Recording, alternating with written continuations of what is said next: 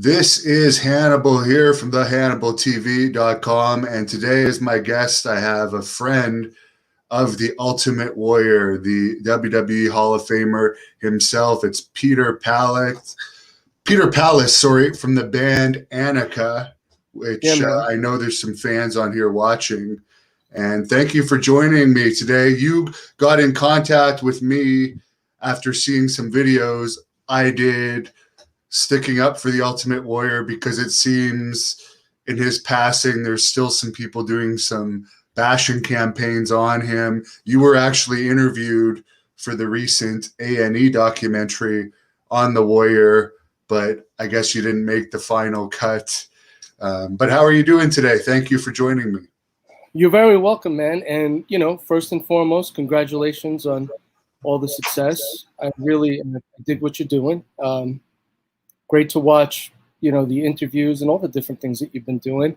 The stuff that you've done in the ring also, man, congratulations. I get what kind of work it takes to do all the stuff that you're doing. So it's an honor doing this. I'm excited to sit down and talk to you about all the different stuff that's gone on. Yes, was friends with Warrior for a good 13 years. He was my childhood hero before that, and until we met.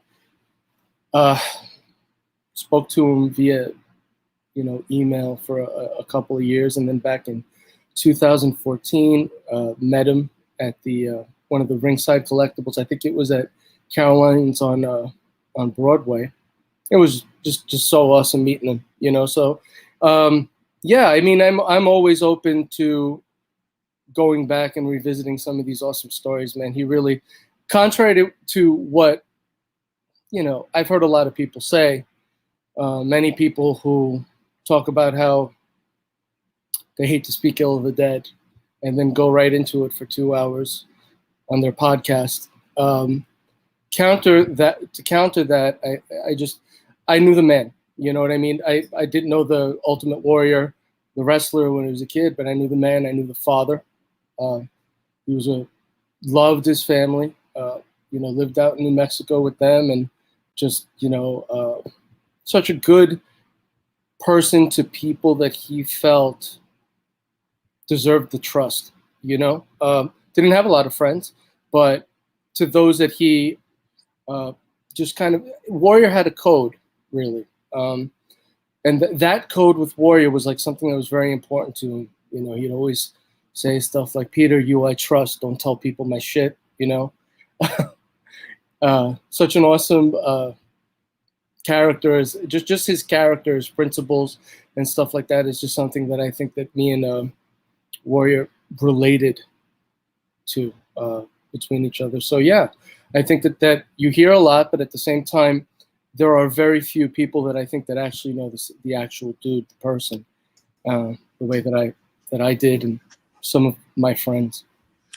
And you were close enough friends with him that he actually invited you to the Hall of Fame where he was inducted, and you were also at Raw the next night, right in the front row there. I saw the pictures. So let's start it off. How shocked were you when he passed away just after that? You must have been devastated. I'll tell you, that was like an amazing weekend because, I gotta mention my good friend Steve Wilton, who worked very closely with Warrior, like at an agent capacity. He was one of the people that really helped to crack that door open with the people he was working with before. He was working with Honky and Honky Tonk Man and some other people, and it kind of opened the door to Ultimate Warrior speaking to the company again, which was really awesome. And yeah, to be invited to the Hall of Fame, man, that was absolutely awesome. Steve and I, we went there to get just the, literally it was one of those weekends where I get to the airport, I walk up to the desk and I'm, "Mr. Pallis, there was an issue with your seat. We're going to move you to the first row of first class right by the window." So I was sitting there eating Milano cookies and drinking beers the whole time, flying out to New Orleans. And it was just, the weekend started in such an amazing way. I think that, like, if you think about just all the fanship that you have as a kid, having this dude up in your walls, posters and all that, And then later on, through the music I was creating and just through just a common bond, man. You know, me and Warrior, really what we did was talked about family, you know, and the work that I was doing. He always talked about like it being your time now. It's your time now, and him really meaning that, you know. So when he invited me and everything, you know, we got out there. We went to the hotel. That was amazing. Getting to the hotel and seeing all the different WWE talent, and riding out to the Hall of Fame on the friends and family bus, walking the red carpet into the back, and literally just walking into that world, seeing like Taker and seeing Steve Austin and just Hogan walking by, and just incredible, just the way that company runs, really awesome. And just almost being that 12-year-old kid there, while you're walking around, looking around. Warrior walked out and walked past us to go take his photo with for the Hall of Fame ring and stuff. Called us the Blues Brothers because we were both in black suits. But just to see how the inner workings of that company worked from like the backstage area was a really awesome thing. To see him on the stage, thanking the fans, and kind of walking through what it took to get there, because it was not an easy road. I know he was speaking to them for a good couple of years, man, and just for all of us to get there, his family was there, Steve, me, just even watching WrestleMania from the owner's box, that was pretty amazing, and being able to do that at the Superdome, and then Raw that night. I mean, just all the emotions of, all the conversations that we'd have. Because the awesome thing about Warrior was he was a philosopher in so many ways that when you sat down and you had a conversation with him, it didn't take 2 minutes. It took 2 hours, 3 hours, sometimes 4 hours. So, he was one of these people that you would think would be full of himself like you hear, but I'll tell you, that's not the guy that I knew. We didn't have a turned word maybe in 13 years, as long as I knew him. We worked on some amazing things together. When he did come back to wrestling, I know that about that, when he came back to do one last match. When he went out to Spain. It was awesome to get the call. My band ANAKA and I were in the studio recording our Glorified Crusade album. And to get the call from Warrior saying, "Hey, Peter, I'm going to do something in the ring and I need a theme song. I can't use the old one. I know you're the best guy to go to do it." That was an honor to do that, We just go way, way back, man, even meeting him the first time I met him, we had been talking on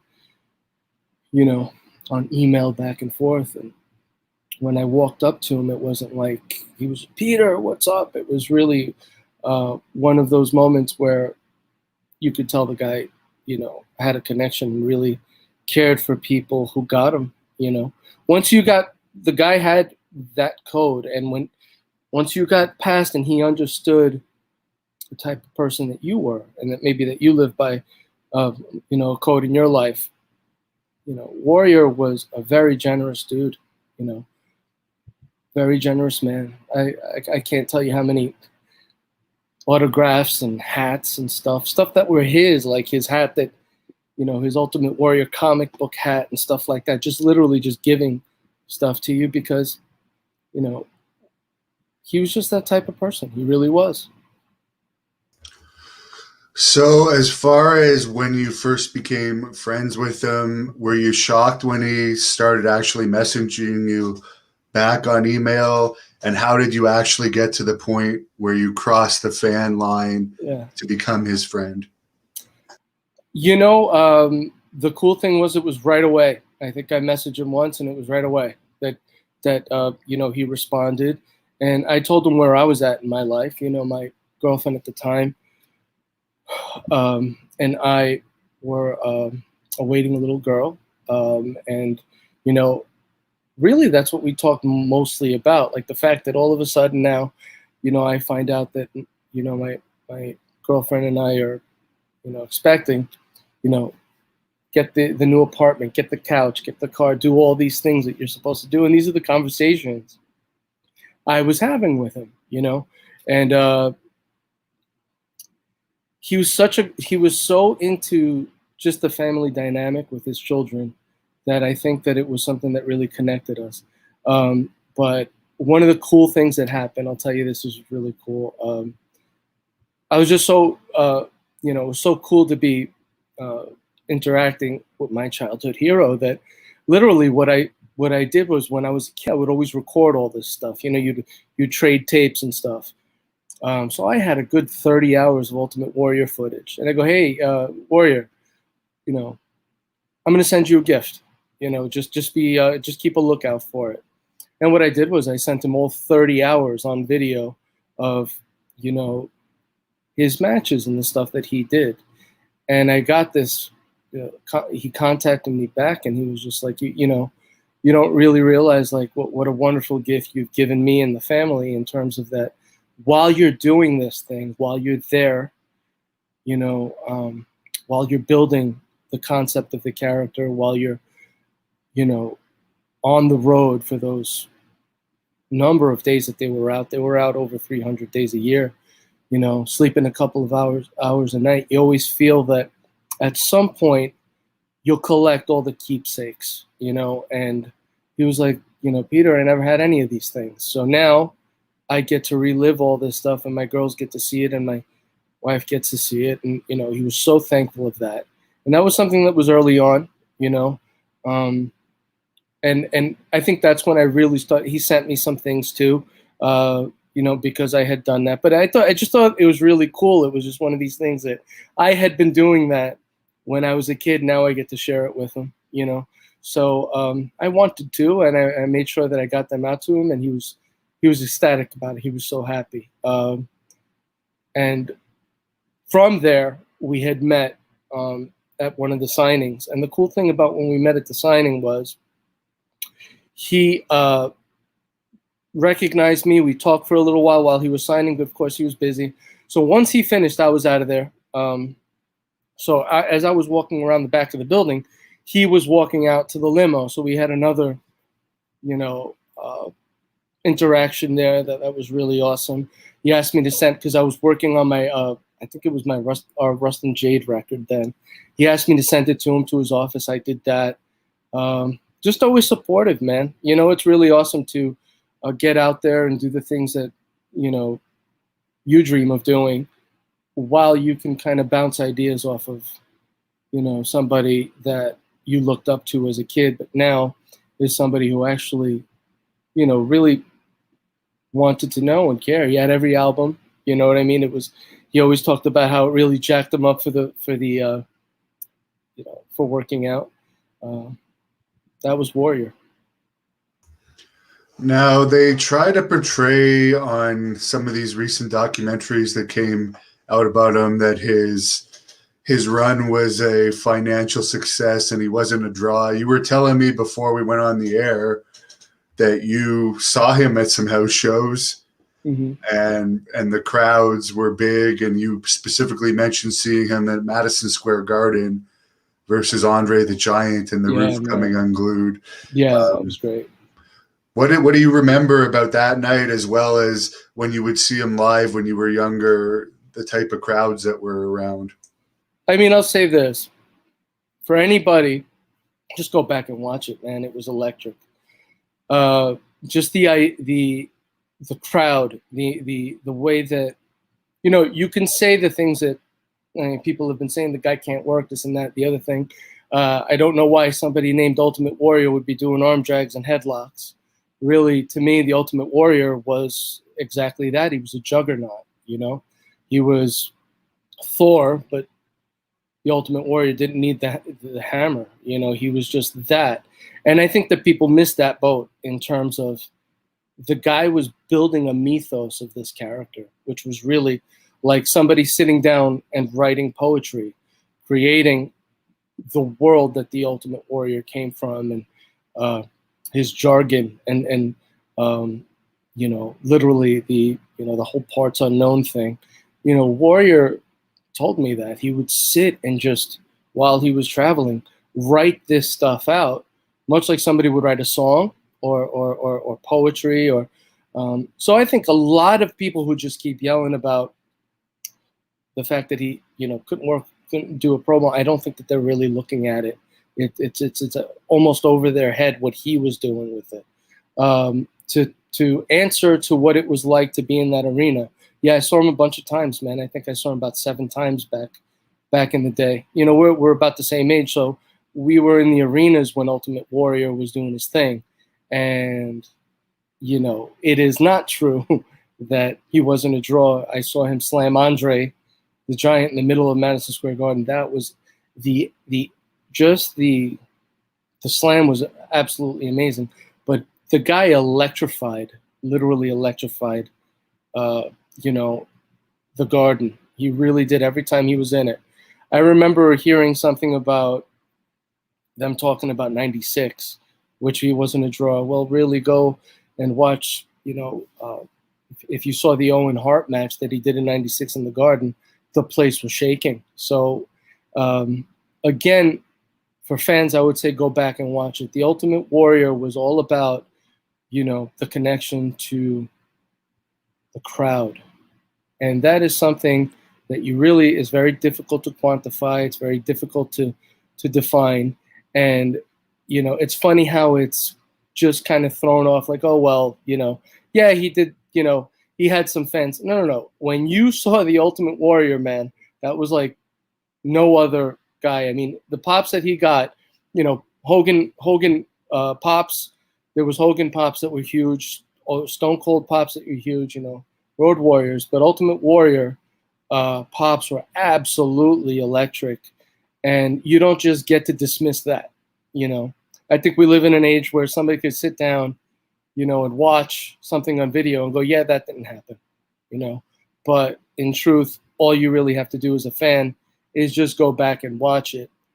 And it really cannot be denied. That guy was so over that the places literally shook. I saw him versus Andre. I saw him versus Rude, Savage a number of times. That one in the cage at the Garden. I saw him versus Taker in the body bag match. Some really great matches when I was a kid. And there is nothing like an Ultimate Warrior pop, man. There really wasn't. And I'll tell you what, coming from music and doing what I do with the band, with my brother Jimmy, my drummer Jordan Bibnaccia, and Matt Benet, and my producer bass player Jerry Farley. When you see the crowd pop, you're doing the right thing. You know what I mean? And that just can't be denied. You can't just go and say, well, yeah, well, all he does is sell tickets. I've heard that said too. Somebody saying that, all Ultimate Warrior did was sell tickets. So basically what you're saying is all Ultimate Warrior did was help pay the bills. So, That's the definition of a good worker. How many tickets you could sell. Exactly. Dean Malenko is the greatest technician ever. Yep. I would never want to sit through another Dean Malenko match. Listen, man, when you sell the tickets, from what you do. When you sell the tickets, you cannot deny that. When you're pulling in the people, when you're pulling in the people, I know from when we play, venues out here, we play Irving Plaza, we play Gramercy Theater, we play Starland Ballroom, the one thing that they want you to do is sell those tickets. You do that and they're happy with you. It's just, for me, I think that what you get is people not really looking closely and watching. They're just kind of taking what they hear. Like, oh, I heard it on a podcast, it must be true. Yeah. You know what I mean? But if you really go back, I would just tell people to just really go back and really watch what that guy was doing. Because I mean, man, working out, he would get to a city, he would work out before the show. He would go to the show, then he would go back out and work out again. That's the kind of commitment that this guy had to his body, to his craft. And it's really great doing the music thing. I think it gives me a platform because I get to speak to a lot of Ultimate Warrior fans through the Ultimate Return theme song that I'm sure we'll talk about that later a little bit more in detail, that we created. You get to really talk to people and see what a difference this guy made in a lot of people's lives. And it's funny because people want to tell you the story about why he meant so much to him. Steve and I, we would accompany Warrior to a lot of the signings that he would do. And to see him with the fans was incredible. He would spend 5-10 minutes with each person. The line would be going for so long, but he would just take so long with each person, just asking about them and wanting to really know who they are and like what their dreams are and where they feel they're headed in life and why they cared about the Ultimate Warrior, you know. And it was awesome to watch because you also hear that, oh, Warrior didn't care about the fans. That's absolute BS because, you know, I was right there watching it. And I mean, not only to me, but to so many. I mean, I watched Warrior go through just everybody, man. He was great with everybody, you know, hugging kids, making sure that they knew that he was thankful for their fanship, taking pictures with people to the point where he would go to every person, you know, make sure you like that picture. If you don't like the picture, tell me, we'll do it again. So many things, man. Funny stories, like accompanying him. We drove him once to, he was doing a speaking engagement for athletes. And that was pretty awesome. I think that would have been something that he could have done a lot more of because, man, were they engaged in the conversation, but just talking about what it takes to go to that max level, you know, and push back past those boundaries as an athlete. But like, you know, picking him up at the hotel, he jumped in my buddy Manny's truck, and you know, Warrior is just such a big guy. I was sitting behind him. My brother Jimmy, our singer, was sitting next to me, and then Steve was with us, and he's just like turning towards us and literally just yelling in Manny's face the whole time because he has such a big voice, you know, just talking about the things that we were talking about, but just such awesome, funny stories, just, you know, driving along, stopping to go to 7. He wanted to stop and get some things, so we go to 7-Eleven of all places, you know. And Steve, of course, being from the UK, goes in and buys a big gulp, and Warrior's like, "What the hell is that?" You know, and he goes from being this health, you know, fanatic that he was, like, how can you be buying that? We don't buy those things too. Well, you better finish it all, you know. So the other extreme is now you better finish it that you bought it. I remember my buddy Manny reached for like some of those powdered donuts. I was like, dude, put that down. Just funny stuff like that, man. A lot of what you don't know about Warrior is that he was such a funny guy. Had a massive, awesome laugh, you know. I remember one time texting. You must have seen that one guy that was trying to portray that he had covered Ultimate Warrior at some events back in the day. Devin, you remember that guy? The impersonator. I I forget what his name was, but yeah, I think he actually even reached out to me to work for Great North Wrestling at one point, and I'm like, no, thank you. So it was really funny one day. So I text Warrior. I was like, "What's with this dude?" And within 2 seconds, the phone rings. I'll tell you what's with that dude. He's in his bathroom cutting Ultimate Warrior promos right now. It was just again, just the sharpness of his. Was he talking about Renegade or the other one? No, the other guy. Okay. The other guy. What did he think about Renegade? Did he ever tell you? I think that was just like, what the hell are they doing? We never really talked about the guy, but I think for Warrior, it was just like, I get it. You're trying to get me back in, so you're pulling this guy in. But I don't know, man. He was just such a funny guy in terms of like stuff like that. Literally, the phone rang right away when I pressed send. a good person to bounce ideas off of. Very supportive. I'll tell you one time to show you what, like, early on, finding out what a loyal person Warrior was and what it meant to him. Like once, like you said, you get past the stage where not even that there's fanship, but like once he knows that you're one of the boys, that one of the people that he could be cool with. And again, there's very few that I know. He was working with some guy years back, and I think Warrior had told him, or I had talked to this guy, because a lot of times when Warrior would talk, when he would be working with somebody, he'd send them over my way. We'd become buds or whatever. We'd talk, bounce ideas off of each other. I think he was doing Warrior's website, but I'm talking years ago, 2003, maybe 2004.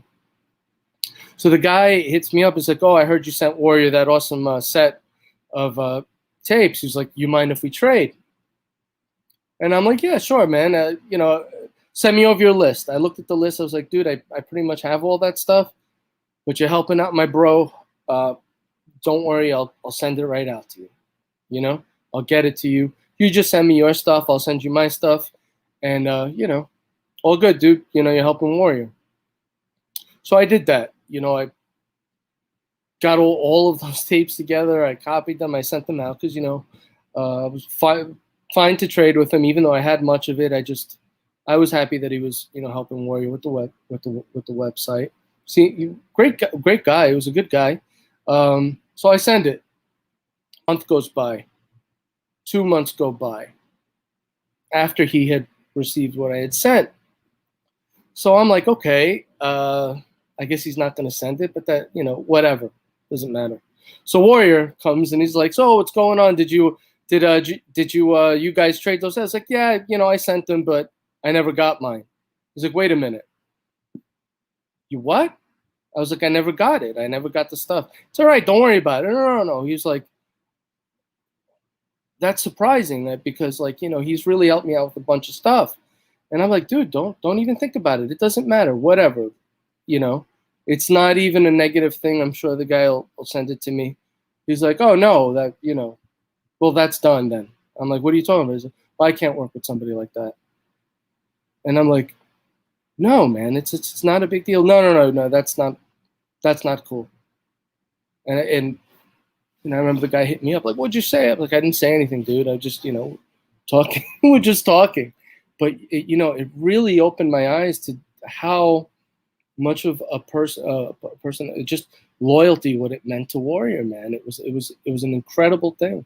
I remember one time we were just talking, and I had just played, a really big show here in New York, and I think Starland Ballroom. It's a big venue here in New Jersey, one of our favorites.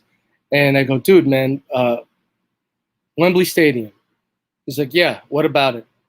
I go, 92,000 people. He goes, "Yeah." I go, "What was that like?" He turns to me and says, "Well, you tell me, Peter." I'm like, "What are you talking about? I've been in front of a few thousand people. Yeah, 92 I haven't been in front of." Very quickly, the preparation is the same. Whether it's one person, 1,000 people, or 92,000 people, what you do, what I do, the preparation is the same. Don't ever ask me that again. We're the same. You understand? Don't ever ask me that again. The preparation is the same. And it was like, okay, and he was right. The place that I have to go, or, Devin, the place you have to go to become that performer, man. There could be one person there. There could be a million people there. You're going out to do your job to the best of your ability. But, for all that you hear about, oh, he didn't want to talk to people and he snubbed this kid and he didn't like, his fans, this guy was upset that I, for a minute, talked about us as if he, might have achieved something more than I had.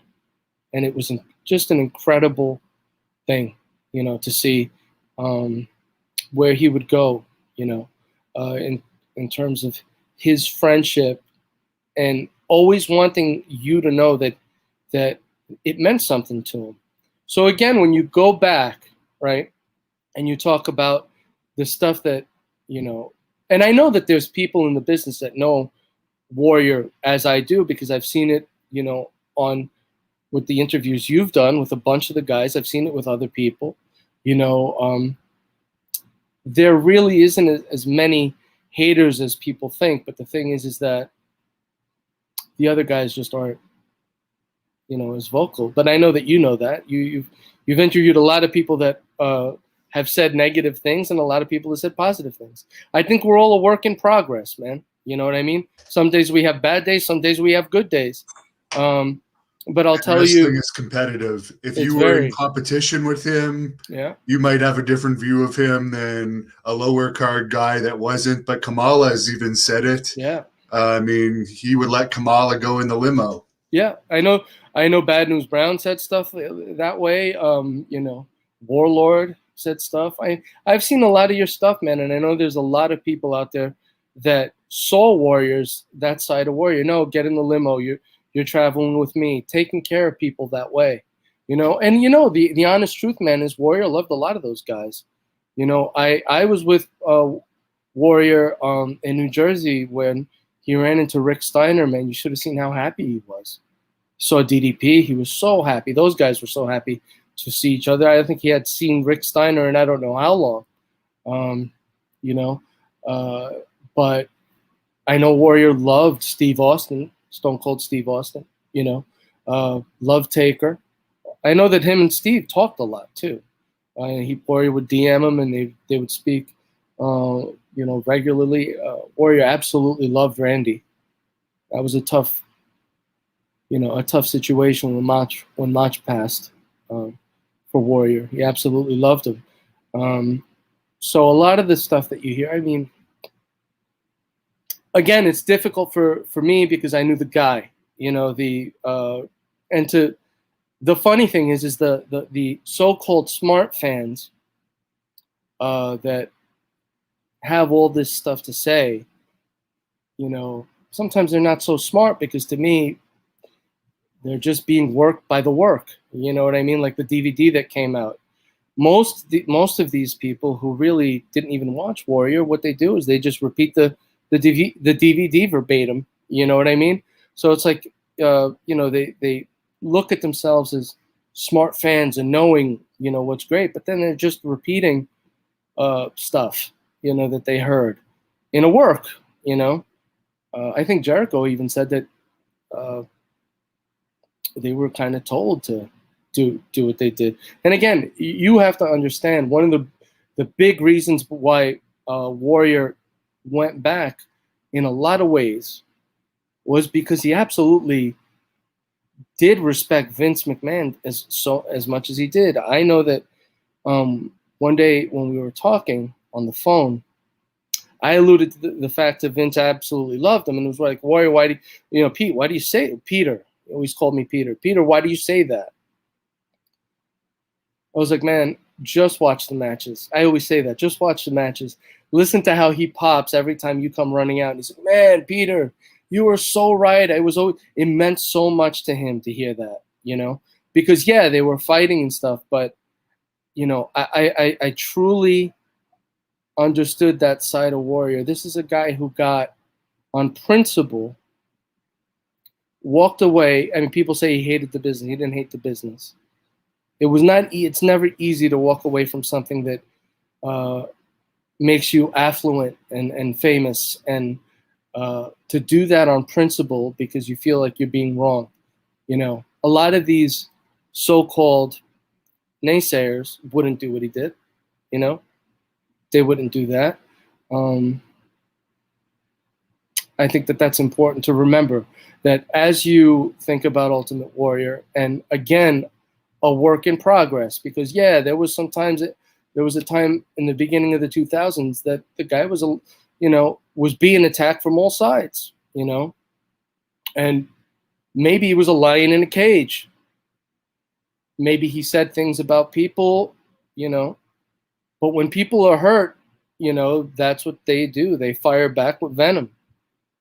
But really, it's not, I guess I would say it's not really what you say, it's what you do in life that makes you the man that you are. And, you know, I saw Warrior with fans a lot. I saw Warrior.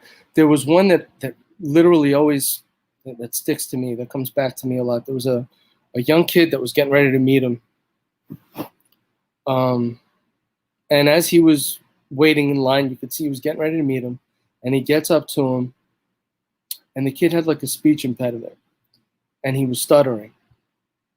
And he just kept saying sorry over and over again, over and over again. And Warrior was just watching him and was saying, "Don't worry, just, you know, slow down. We're good. We got time. You know, let's talk.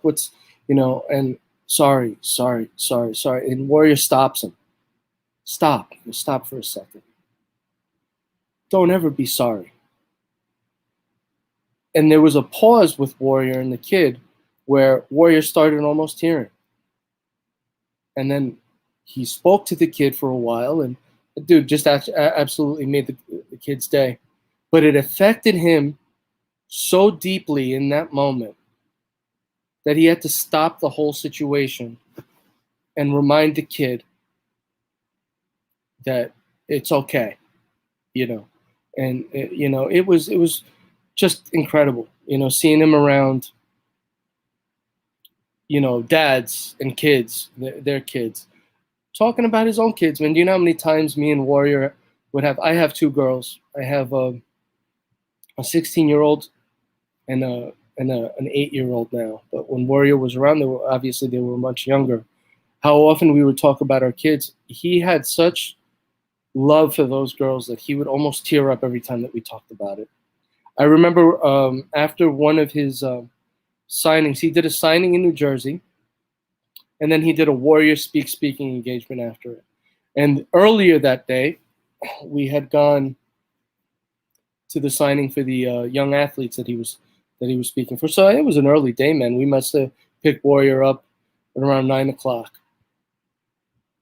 By the time Warrior Speaks is done, he's been working all day, signing autographs, standing there, person-to-person, picture after picture, taking time with each person, reminding them, you know, how important they are in the world. That's something else that people don't talk about. That this guy literally, man, influenced millions of people, you know. With all the bad stuff that they say about him, if you knew Warrior at his core, Warrior was about motivating people to realize how lucky they were, just to be breathing, and what a massive potential came with that, and that it was something not to be squandered. But I remember after Warrior Speaks, we were all dead tired. He was getting ready to do the Warrior University filming the next day, and I wasn't going to stick around for the next day, so I was going to, you know, get home to the family. So as I'm about to leave, I go over and tell him, and he's like, "Yeah, we had a long day. We were laughing about it." And he's like, "You know what, man?" He goes, "You going home?" I was like, "Yeah, I'm going to go home now." He goes, "Do what I would do." He goes, go in your room, get a chair and watch your babies." Just like that. This is the hateful, arrogant person that these people, you know, talk about sometimes. This is that person, you know. So again, amazing with my kids. My little girl Olga, he always called her Princess Olga, the older one, and they had such a friendship. She met him when she was 3 years old, and you know, Warrior was incredible. Just always keeping in contact with this little child, you know. I remember like when she was, you know, when you have your kids and you take the little pictures and stuff like that, we would always share stuff like that. So I sent him the picture, and literally 3-4 years later, he's telling her how he's got the picture in his office next to his computer. Just amazing stuff. Again, this is the arrogant guy that you know we keep hearing about. I was there in 2013 at WrestleCon, helping out superstar Billy Graham. Awesome. And I do recall that he had a limited number of fans for the Warrior that could see him because he spent more time than everyone else with fans, because he felt that was important for whatever they were paying, that he wanted some interaction. He just didn't want to take the picture and send them on their way, like Hulk Hogan was doing, by the way. Yeah. He would stay there. I mean, we'd stay there late, man. We would stay there over. All the other lines were done, and he would stay there over. People bringing him stuff, people asking if he could press slam, them and stuff. And he's like, no, I can't do that anymore. I'm not doing that. Let's just take the picture. But really just cordial, asking, he was always cool about the big dudes that would come to see him. Oh, you look great, man. You know what I mean? Keep up the good work. What are you doing? If you were big, you had to have a reason. It was awesome, bro. If you were big, you had to have a reason. Why are you doing it? But just like one of these people that was as good to you, as he felt he should be, because he knew people, or at least he measured people's principles.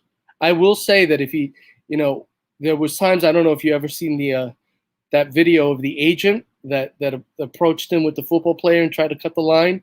I don't know if you've ever seen that. I did not see that. I'm going to have to look that up. Dude, I'll send it to you, man. Yeah, I'll send it to you. The guy cuts the line, football player, he needs to get out of here. Buried. It was an agent. It was this little guy, this little agent guy that just kind of cut in front of the people and was like, he's got to go next because we have to leave. And I don't think he realized who he was talking to, So Warrior didn't give you any more credit than he believed, or that you showed to him that you deserved, man. So, a lot of times you'll hear about the meetings and all this stuff. Like, you hear about the meeting about Warrior coming back in 96 and just crazily talking about like destrucity and what the hell is destrucity, and how that's become a nice little catchphrase for some people who, want to take shots, But what they don't tell you is that the guy was there to speak with the boss. And I think that what people miss out on is that Warrior wasn't there. Like, Jim Ross, you give Jim Ross a lot of credit for the amazing stuff he's done in his career. Ross wasn't there when Warrior exploded in the early 80s. So I don't think that Warrior, how do they say, gave him his flowers when he met him. He's just like, okay, it's that dude, Jim Ross. Like, Jim was probably something bigger to the company in 96. But Warrior didn't, that wasn't something I don't think that Warrior was really locking down on. What was Destrucity? Well, he was telling you about, again, I wasn't there, but knowing the guy, he was passionate about the fictional comic book that he was creating, writing himself, and he was telling Vince, the boss, about this really cool comic book and this idea that he had, But again, it's turned into something other than, well, Warrior didn't really pay him, could it have been that? Could it have been that? Because I just kind of know that when he's passionate about something, he kind of doesn't, he loves talking about it. Again, talking about a fictional comic book, again, a comic book, talking about the theme of it, and that being turned into that he was some religious freak about something called Destrucity. It was a fictional comic book that the man was writing, and he was, really into trying to make it happen, So I guess that when you hear a lot of these stories, you would have to put in context the sensitivities of the guy. He wasn't sensitive to you needing to feel a certain way. He just wasn't.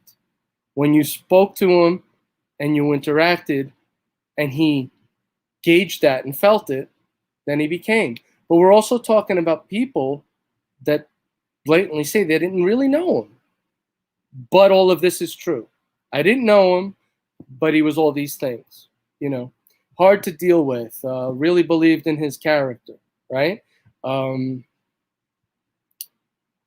Didn't take crap from nobody. Now, I've heard Russ talk about how terrible that was in Ultimate Warrior, but how great it was in Steve Austin, you know? So, again, absolute respect in somebody getting to the level where he got to. But I think that there's a lot of stuff that these people didn't see or just didn't know about the man who they're talking about. I mean, I know that they've said that I haven't seen this match, I haven't seen WrestleMania 6, I haven't seen another, you know, and not Ross, but there are people who have all these thoughts. And WrestleMania really, 7 too, when people actually cried after the match. oh, When's dude, the that last was time you saw absolutely that? amazing. That was absolutely amazing. The walking to the ring, again, the mythos of the character. It wasn't. I guess what the old school would say is wrestling, right? It wasn't that. It was the onset of sports entertainment. That's what Ultimate Warrior really was. It was the onset of sports entertainment.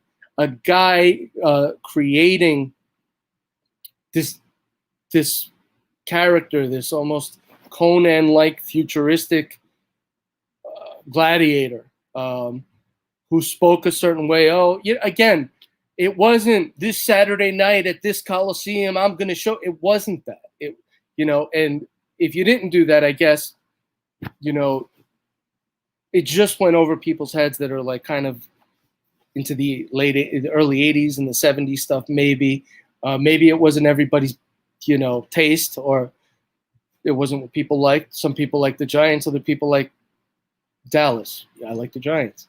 You know what I mean? So it's like these things can't be taken out of the story.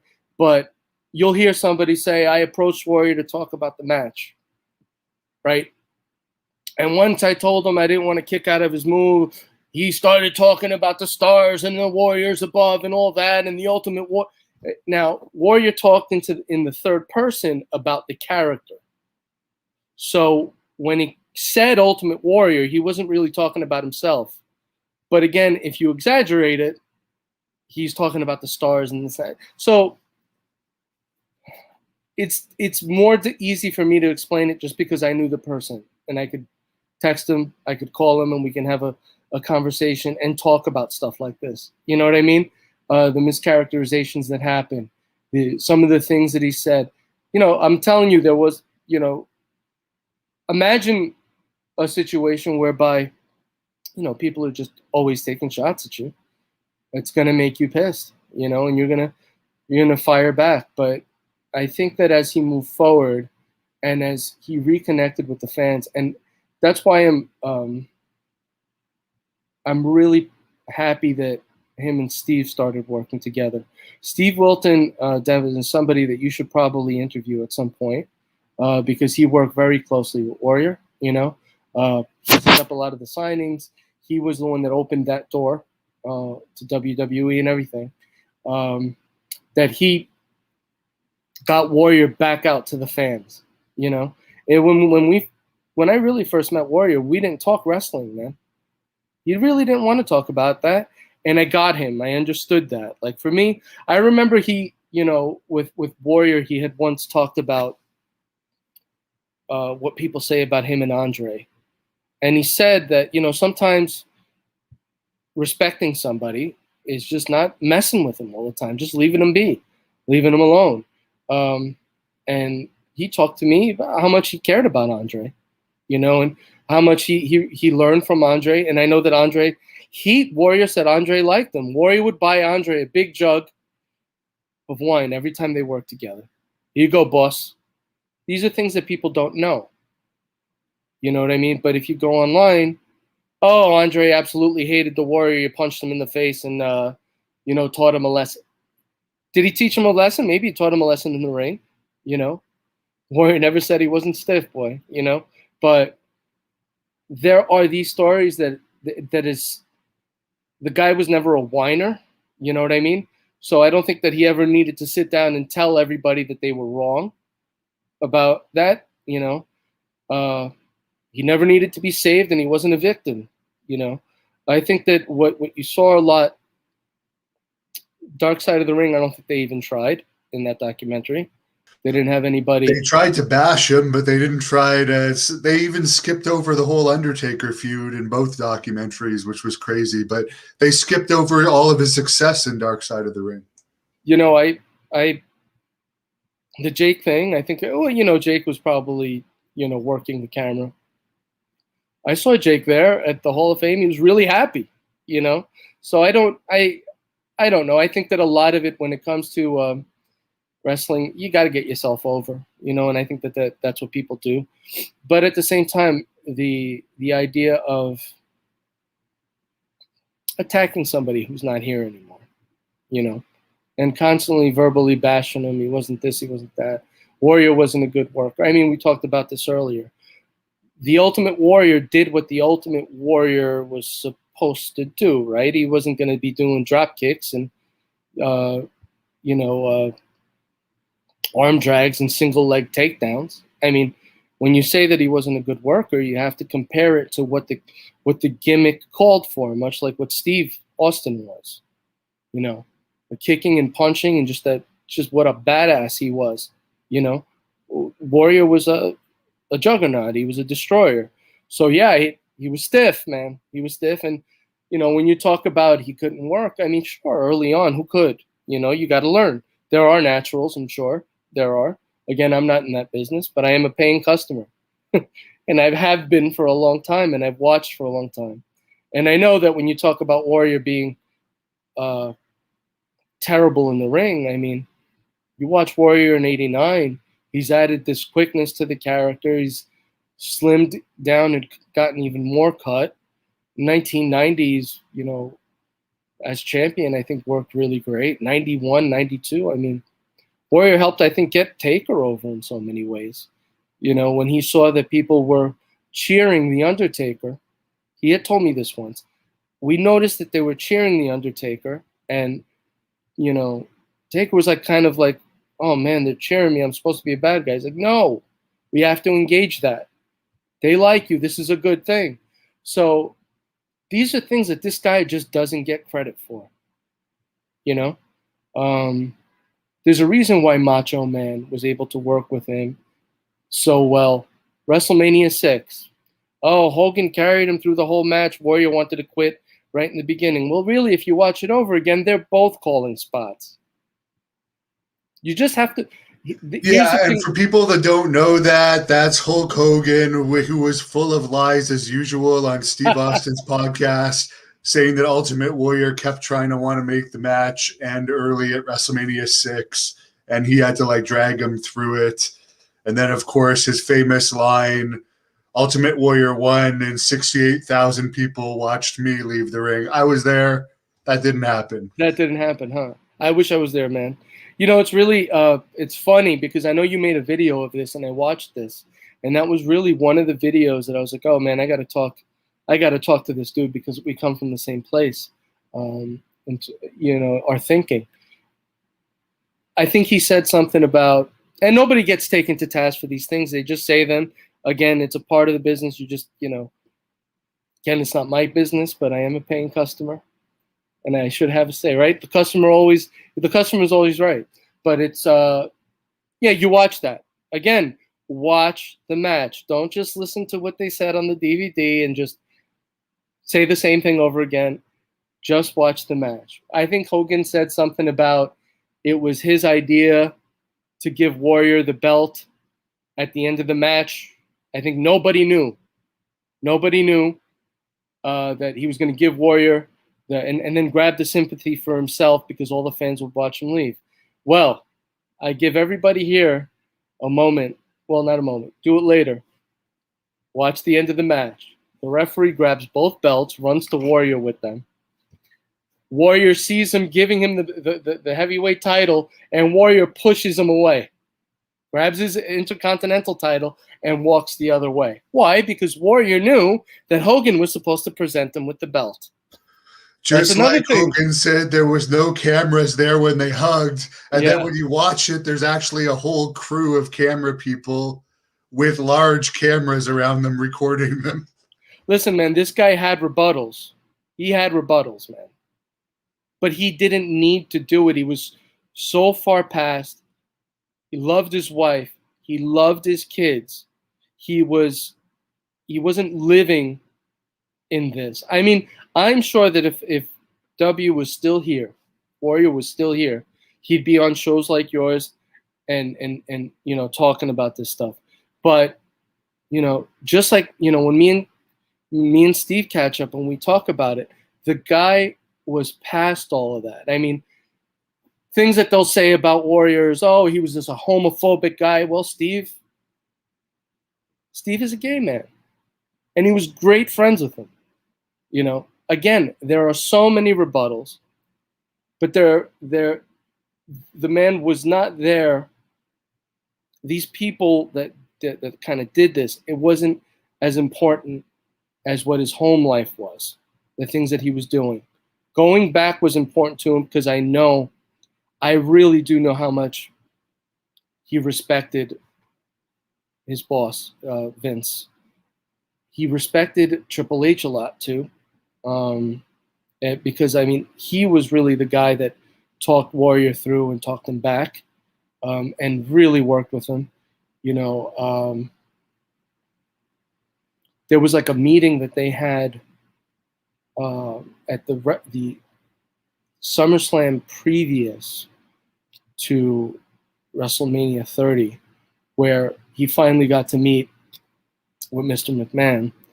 And he was so happy when he came home from that because Vince had videos of Ultimate Warrior on his phone and they were talking about it. Remember when you did this? This was so awesome. And just to get back to where they were just friends, it was all right, man. Let's just put all this stuff behind us. And I think that meeting where they both met was so important because he realized that it was going to be okay. It was that he should be there. Steve Wilton would always say to Warrior, you belong there, man. You belong there.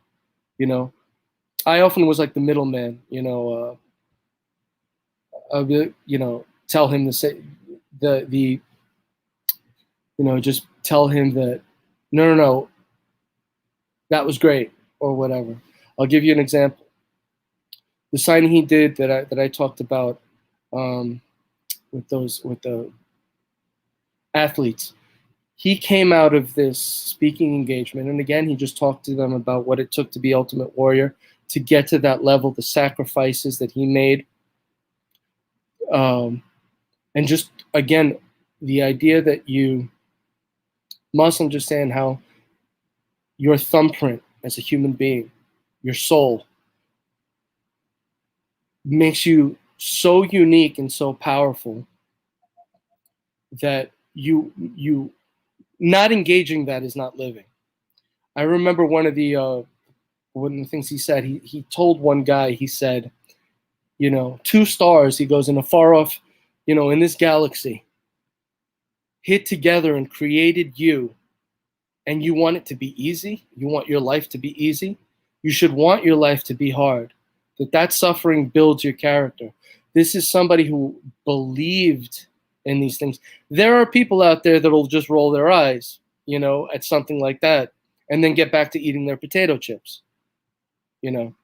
But for people who build something on their own blood, sweat, and tears, don't sleep all night, working out and doing what Warrior did, you know, again, I could always relate, man. I was sitting in a studio with the band recording. Right now we're on our 6th album that we're on, and we do it for the love, but at the same time, you know, it's a very real thing. You do it because it's within you. So you can imagine what it must have been like for this man to stop doing what he did best and walk away on that principle.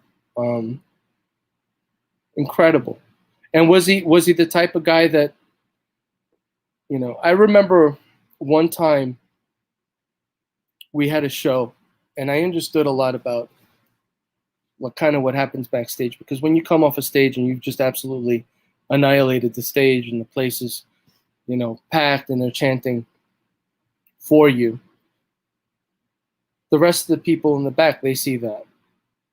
And they either are inspired by it, challenged by it, or hate your guts. And I could completely understand this. And these are conversations I had with Warrior. And I know there was one time my brother punched a guy out because when you're in pain, sometimes you have to, defend yourself. Warrior laughed it off and he was like, dude, man, he's like, Peter, you wish you could punch everybody else, man, but don't do that, man.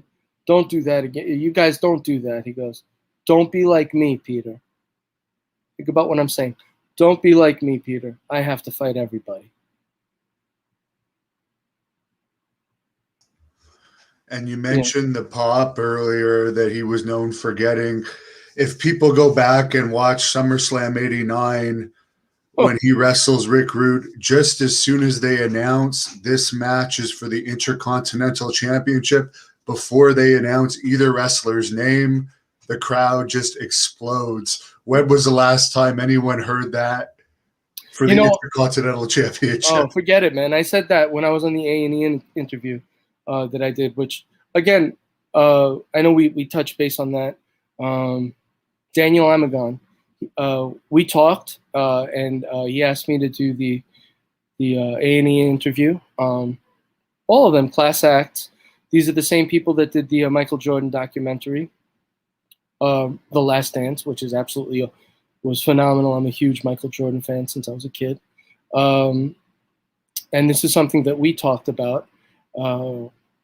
Jake Rogel, he did the interview. He did such a good job. I mean, really, I can't say enough good things about those people. They're a class act. In the end, my stuff, I think that the doc was 9 minutes long or whatever.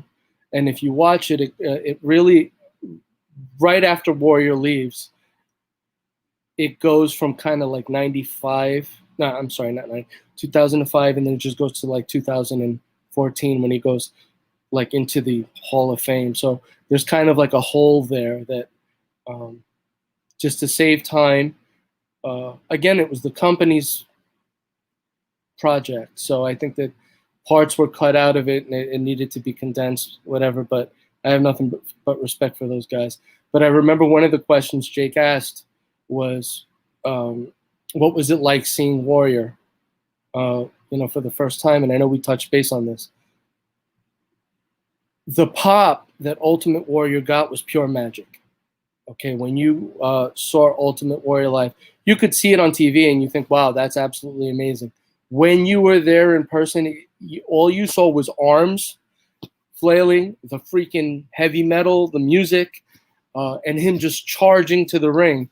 But the pop was the most real thing that there was. And the pop is the most real thing that there is in wrestling, because you can't trick those people. When those people pop like that, no matter what it is, when it's a live venue and you're Metallica, and the people are popping, you can't fake that. You can't fake people into, or trick people into caring that much about you. The understanding the Ultimate Warrior and what he brought to that business is watching the pop and watching the people. Because when you do that and you watch the people, you realize that they outnumber the naysayers by the thousands. You can't just, all right, sure, yeah, people like them. That is the lifeblood of any business, people buying the tickets. So when somebody says all Ultimate Warrior ever did was sell tickets, you got to start thinking about, okay, is this guy talking business or is this guy just hate this guy? Because selling tickets in any entertainment business is the most important thing. Selling the tickets, getting people into the arenas, getting people into the venues, selling the merchandise. And this guy did that in droves. Was he the greatest wrestler of all time? The Ultimate Warrior could not have been the greatest wrestler of all time. He was not supposed to be a wrestler per se. What did he have charisma? He might have been the most charismatic wrestler of all time, next to guys like The Rock, Stone Cold. Because again, go watch The Pop. The Pop doesn't lie. Very true, and he even got a big pop in WCW, and his debut there was one of the record ratings for Nitro, which they failed to mention in any of these documentaries as well. They actually skipped over his WCW time, which Kevin Sullivan confirmed was basically Hulk Hogan wanting his victory back from WrestleMania 6. And if people don't believe Hogan was kind of obsessed with the Warrior, he was the one that also wanted that whole renegade character. So if this guy was so bad, why would you create a ripoff character of him in WCW and then bring him in and pay him a massive amount of money?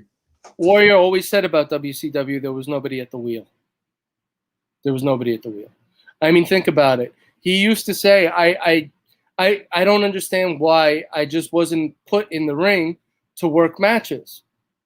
There weren't enough clotheslines in WCW. Okay?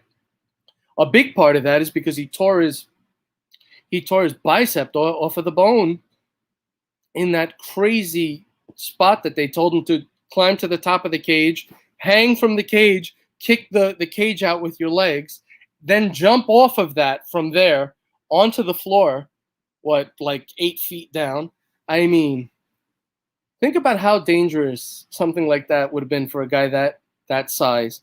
And he did it. He broke through the cage. He jumped out, hurt his ankle, tore his bicep, and then was there, a week later with a jacket on, wrestling, teaming up with Sting against Hogan and the Hitman. He had the jacket on because he had just reattached his bicep and he didn't want anybody seeing the black and blue, But there he was in the ring doing it. I brought up before when Warrior came to me and wanted ANAKA, our band, to record his theme song. Because he was coming back and he was going to do this in Barcelona, Spain. It's a company called NWE. He was 49 years old, okay? I'm bringing him back. I'm bringing back the Ultimate Warrior, jokingly, the way he used to say. The work that guy put in, the hours of working out, just massive amount of hours working out.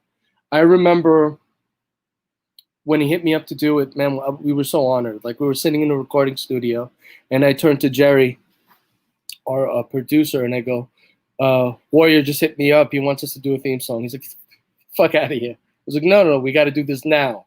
And we started, we started working on it, and it was based on, if you have our record, the Rust and Jade album, I'll give you a little bit of a tidbit on it. It's based on the song Wither on the Vine and the song Gather the Ash. But it's based on those two songs. Kind of put those two things together. Made a couple of them, actually. And when I made a first one that had solos in it and all that stuff, and got feedback. And here's the coolest thing. Warrior, when I got the feedback, talked about how much he liked Iron Maiden's The Trooper. You know that song, right? And how he wanted it to kind of go there, and right there I thought to myself, okay, guitar harmonies. So, we created it. It's called The Ultimate Return.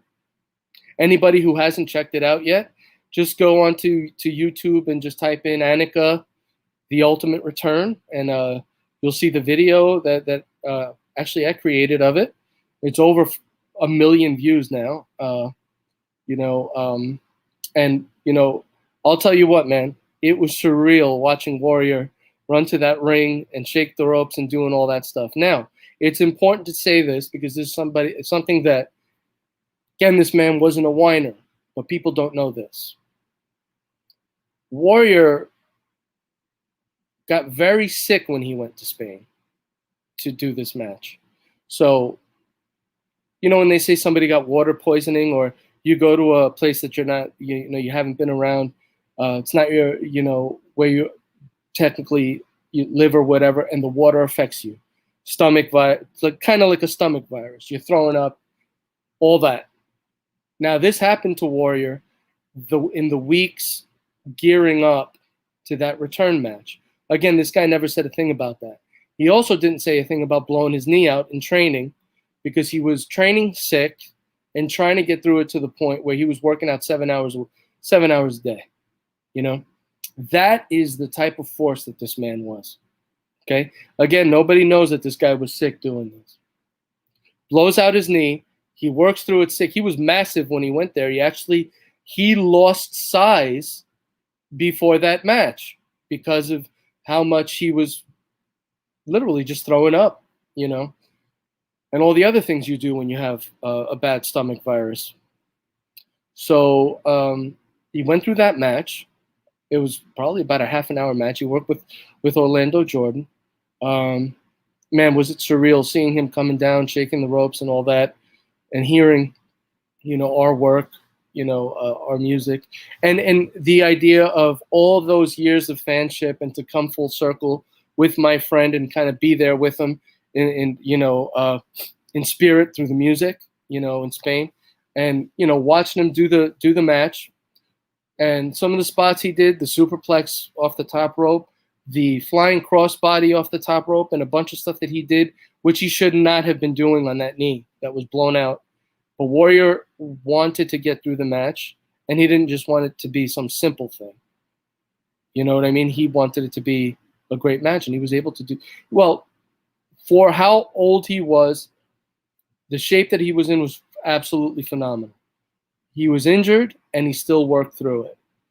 And when we talked about it, he's like, "Oh man, I was so injured." I go, "No, I know what you did." You know, he's like, "What do you mean?" "Bro, through the injury and through you being sick, I know exactly what you did. You did great." Like, "Oh, I don't know. You're talking to me, man." I told him. "You know who you're talking to." He's like, I know. He did an amazing job. Nobody knew that. Nobody knew that he was actually that sick before he did that match, but he pulled through, man. Why Orlando Jordan? Did he ever tell you why he was chosen as the opponent? I don't know. It was probably just an NWE thing. I think he was like one of their main guys at the time. Well, he was the champion. That's right. He was the champion. So supposedly Orlando Jordan, I don't know if you ever saw the build up. Warriors there to accept some award. Orlando Jordan walks up and starts talking to Warrior, who's standing with a kid.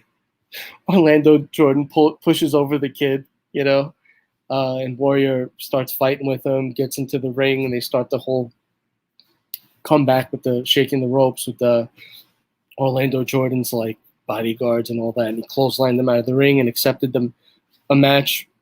So it was really about Warrior accepting a match for the title, which he won. He gave kind of a speech to the people, thanking them for being fans of the Ultimate Warrior, and put the belt down in the middle of the ring. He didn't leave with it. And Anaka's The Ultimate Return went on in the arena again, and Warrior walked out of the ring for the last time. A really awesome moment in our life, you know, as a band, and you know, and just as his friend and a fan.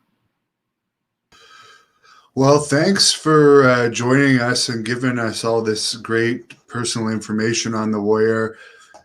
Some of your bandmates or whoever runs your YouTube channel has definitely been plugging ANAKA, as you can see, for the fans that want to subscribe.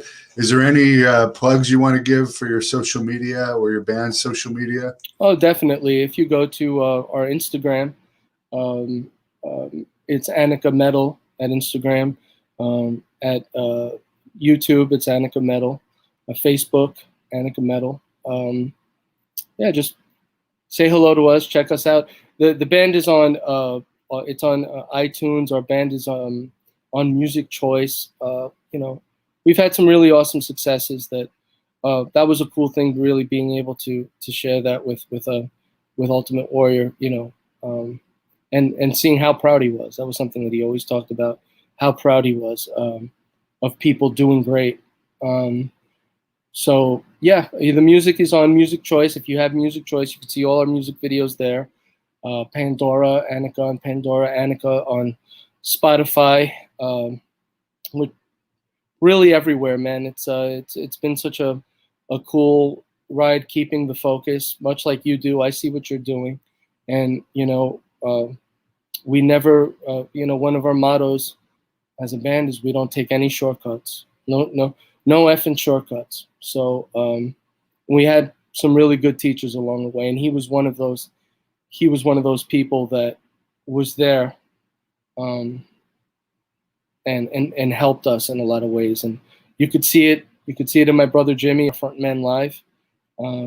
You could really see it in us as a band that he was somebody that was a good friend to us and treated us really well, man. It was really, really a gift to be friends with Warrior. And I appreciate us getting to talk about this, man. Really cool catching up with you. I've been admiring from afar the work that you're doing, and you're doing absolutely awesome. Great. I really appreciate it. And as I said, it's nice to get the other side of him out there from a neutral person that just knew him as the man more than the wrestler. I'll let you close this off however you want. I guess what I would say is just to Ultimate Warrior fans and people who aren't Ultimate Warrior fans, watch it. Watch the stuff, man. It's out there. You have, the network that they have now. Just go and watch it. Watch all of it. I'm not here, I'm not here telling you that this was a perfect human being. None of us are perfect, man. You make mistakes too, we get pissed. We're happy. We're tired. We're sad. We live, right? That's life. And from all sides, watch all of it. All the stuff that the good, the bad. I would also say watch his signings. There's a bunch of his signings on his Ultimate Warrior YouTube. There's a bunch of his signings. Just type in, I guess, Meet the Ultimate Warrior, and you'll see a bunch of his signings and how he was with his fans. His legacy as a person was that he cared about people not wasting their life or their time. For all of us, I think in the end, right, we all end up existing to like our families and the people who loved us through like our irreversible absence when we die, right? But for Warrior and for Ultimate Warrior in general, I think the work that he did in his life changed that. And that's an amazing thing, that when a man is gone and he's still motivating people, I tell you, man, people reach out to me all the time. He motivated millions, and he once said, do in your life what will live forever. Be one in a million, not one of the millions. And a lot of people read that loud and clear, and I think that that's awesome. I'm just thankful that I get to remember him as my friend. We didn't talk about what it was like losing him. Maybe I should say a little bit of something about that. Sure. If you want to get into that, sure. I should say something about that because, after the Hall of Fame and all that happened, everybody was just so happy. It was amazing. Steve flew off to go back to the UK. I was flying back to Brooklyn. I know that Warrior and his wonderful family. Dana, I met Dana there at WrestleMania, and she was so nice. It was so nice to hear how many good things she had talked about with Warrior. Warrior had said nice things about my family and stuff. It was so nice catching up with her. She was very, very sweet to me. It was great meeting her. And just the positive vibes that everybody had was incredible. We all were sitting very close. We were like right in the front row together there for his speech. His speech was absolutely amazing. And I remember I know that Warrior, when he got on the plane, people were chanting, and he had such an amazing time getting, just taking all that in. People treated him great. I remember coming home, and I was just like a 12-year-old kid, man. I could not believe the weekend that I just had. After the Hall of Fame, we went back to like the hotel bar, and the whole WWE, all the talent was there. And everybody's just chilling out and having a few, drinking, and it was just an incredible weekend, beginning to end. It was like one of those things that, like, it was like a life moment, and it was a culmination of all of the stuff that had happened to that point. Warrior was really happy, and I remember coming home and just talking about it with my wife Olga, the whole day. We talked about it the whole day. Couldn't believe how amazing it was, talking about how amazing that night went, the Hall of Fame, my seats there, just all of that. WrestleMania, just the Superdome, being watching it from that owner's box. And then to the point where, like, the day went so fast, and I remember thinking to myself, gotta call Warrior tomorrow, gotta call him and thank him for everything. I know what it meant that I was there.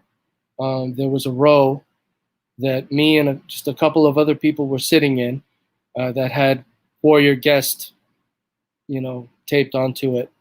And that row was empty except for just a few people. So and it was a long row.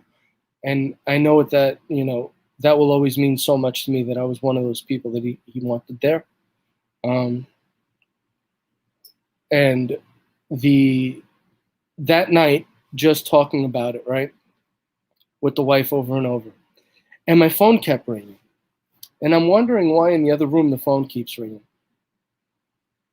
And I look, and it's one of me and Warrior's friends, again, one of the guys in the crew, our friend Mike Carey. And Mike is a guy who did security for Warrior many times. They were good buddies. And I just see all these missed calls. So I call Mike. Again, I'm nowhere near a computer. I'm literally just with the wife, telling stories about the weekend and talking about how I got to call him tomorrow. And Mike had called me a bunch of times. I pick up the phone and I call him, and he's like, Peter, have you spoken to him? And I was like, I saw him yesterday. He's like, dude, they're saying he's dead. And I'm like, again, now I'm at a level here where I'm so happy after what just happened. I was like, dude, there's no possible way Warrior's dead. Call him, find out. I'm calling, he's not answering. So I call Warrior, no answer. And then I go on to WWE.com, because that's where I thought, I got to go there. And when I saw that it was true, man, I cannot tell you, between all the time and bringing everything coming back, it's hard for me to talk about this, but him coming back, that absolutely phenomenal, almost dream come true weekend, where you're literally in Disneyland, almost in WWE land. Warrior loved Disneyland, so I had to plug it. To go to the place where I am in the other room talking to my wife about how happy and just over the moon I am, till 30 seconds later to where it goes the exact opposite. Okay? So I don't even know that I could really even explain it. I malfunctioned almost. You know what I mean? The only thing that I remember was, because I was so upset, my wife was so upset, we could not believe it. But the only thing that, and again, I'm going deep here, man, because Warrior gave me a lot in my life, and I owe my friend.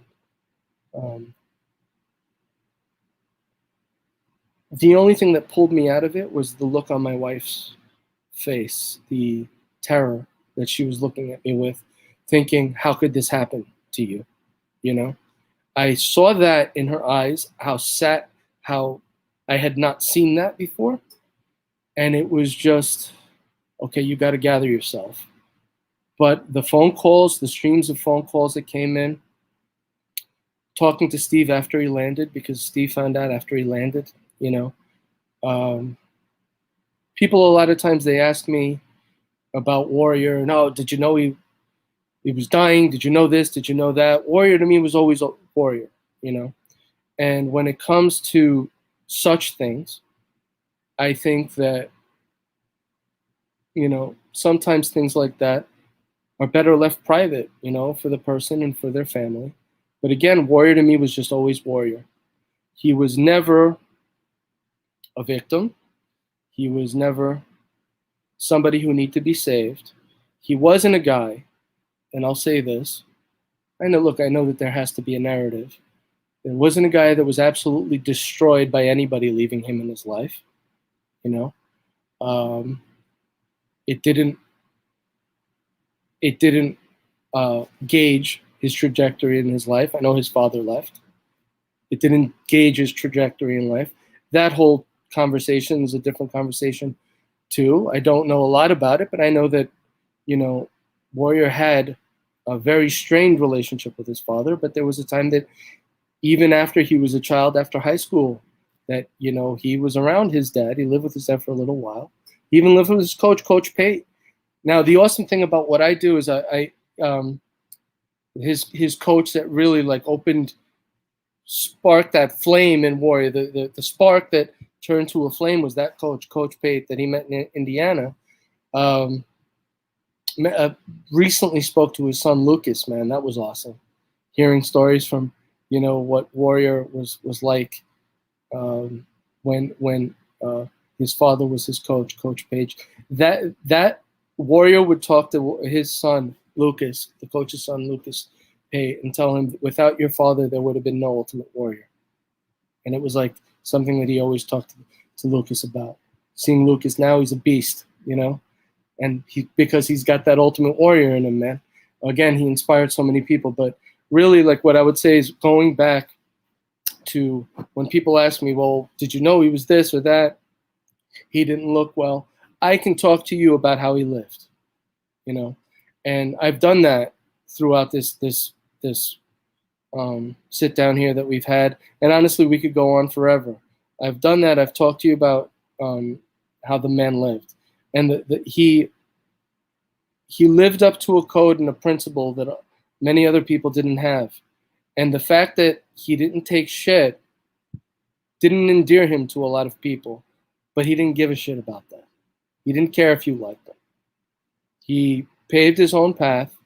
He was a trailblazer, literally. I mean, all you have to do is watch what he did run into that ring. I mean, again, the Indiana pop when he came back, WrestleMania 8 was absolutely freaking phenomenal, incredible. But when you talk to Ultimate Warrior, the man, Warrior, I mean, I know in the documentaries they like calling him Jim. I find it funny that, you know, they don't call Steve Austin Steve Williams. He changed his name too, but we call him Steve Austin. I love Steve Austin, but I get it. You have to send the dig towards Ultimate Warrior, you know, or Warrior himself, and call him, you know, call him Jim. Undertaker preferred to be called Taker or Undertaker too. You know, I remember I met Undertaker as a wrestler, and he introduced himself as the Undertaker. That's awesome. That's awesome. And again, it's meant as a dig, Jim this, Jim that. I heard one guy, you know, take a shot at his wife, saying, well, can you believe his wife calls him Warrior? Well, if she met him and that was his name at the time, I mean, we're living in society where now we're attacking a guy because he changed his name. But you can't honor that. You can't honor that. But we can honor it for other people. But, you know, we have to take shots. The idea is this. If he didn't know you, or if he knew you and he didn't like you, you probably should steer clear in a sense. But if he knew you, and if he believed that you lived a principled life and you were a hard worker, and you weren't a crybaby for credit, man, he wanted to be around you. He wanted to know you, man. And I got to be friends with the Ultimate Warrior. And, you know, our friendship got cut short, but I'm you know, I'm still here, you know, remembering him for people. All you need to do is watch all of it. The good, the bad, just watch all of it. It's about a man It's about a father. It's about a person who is a work in progress, working towards being the best self, you know, that he believed he could be. We're all a work in progress, man. Thank you for watching the Hannibal TV. Please like this video if you enjoyed it and click the subscribe